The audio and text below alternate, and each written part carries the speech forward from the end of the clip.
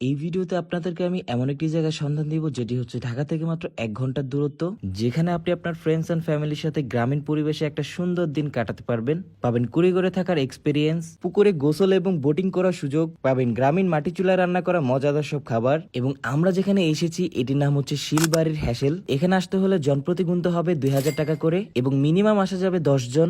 আর তারা শুধুমাত্র day long package দিচ্ছে, এখানে রাতে থাকা যাবে না। দ্যাট মিনস সকাল 9টা থেকে বিকাল 5টা পর্যন্ত এখানে থাকা যাবে।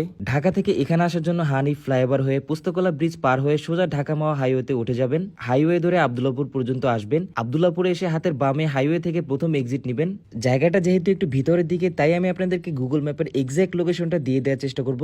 জায়গাটা এত বেশি অ্যাস্থেটিক যেটা আপনারা নিজের চোখে না দেখলে কখনো বুঝবেন না। আর সবচেয়ে মজার বিষয় হচ্ছে এখানে শুধুমাত্র একদিনে একটা গ্রুপই তারা বুকিং নিয়ে থাকে।